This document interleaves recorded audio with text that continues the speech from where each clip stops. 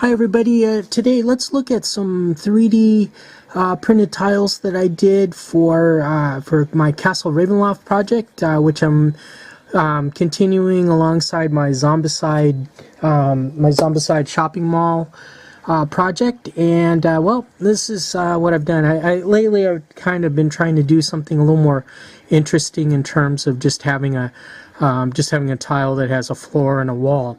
Well, let's start with the first one. We'll kind of like, this is like, we're meandering down the corridor. Okay, and this first tile, let's talk about it. I got the file, the STL file from, it's from Drive-Thru RPG. Had to think for a minute, and it's one of the Fat Dragon Dragon Lock compatible ones, and once again I sliced the bottom of the tile off because I hate things that have to have like a little key or a little tool to hook together, and then I glued it on the ubiquitous artist 4x4 artist canvas pile.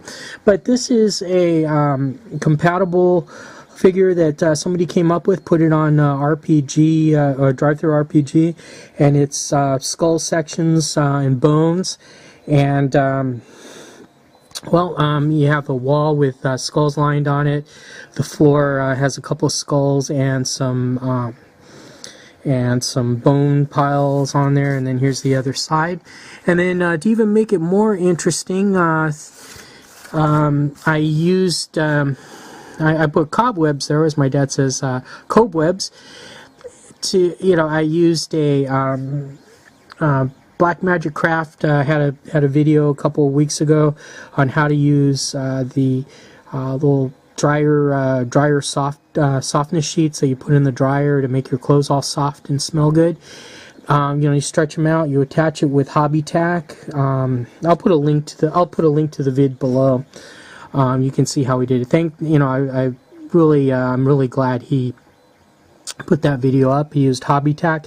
I think on this one I used Aileen's tacky glue instead of the hobby tack that he used. I don't like it. It's sticky, but I think hobby tack might be the way to go because you can still kind of play with it because you have to stretch it out and make it look a little organic and not so regular. And here's the other side. I tried a kind of this was one of the first tiles I tried using the spider web technique.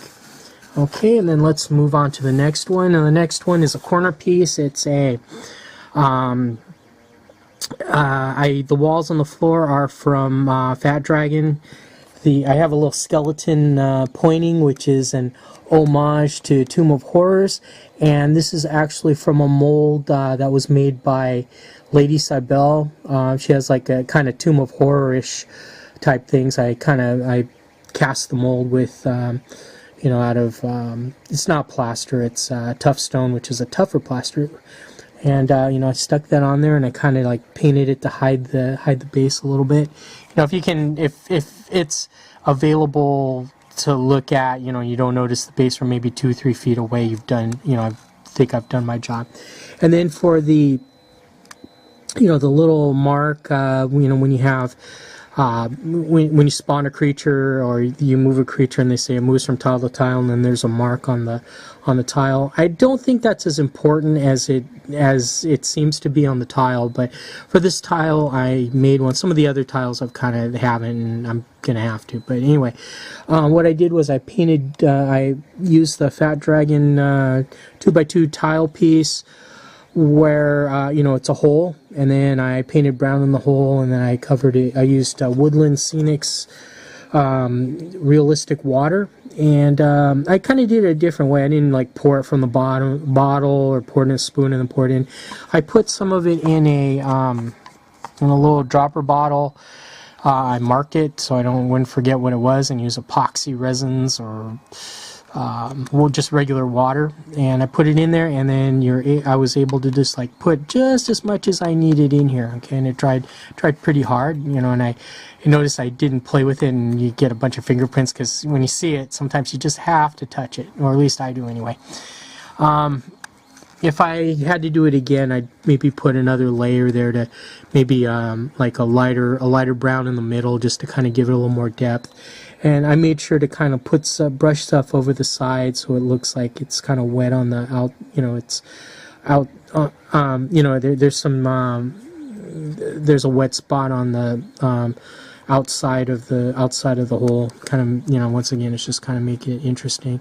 And I just painted it up like I normally do, from the Tom Toulis tutorial on painting dungeons. And I used a titanium white to dry brush after I painted the base colors on the tile. And then let's look at the last one. The last one is an open forge thing.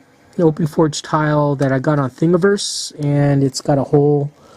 And I put the cobweb over the hole. And this was actually the first one I did using the technique that I'm not really too happy with it. Once again, it was a first try, and I'm kind of getting back into doing that. Project again with Castle Ravenloft. I think I have enough to play the game, the Castle Ravenloft game. Have some interesting kind of tiles to people say, oh yeah, hey, that's neat.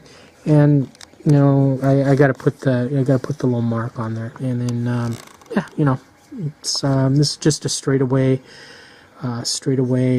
tile piece. I have a corner, another corner. I've enough corners, I believe, and then I might make some more tiles using the skull motif.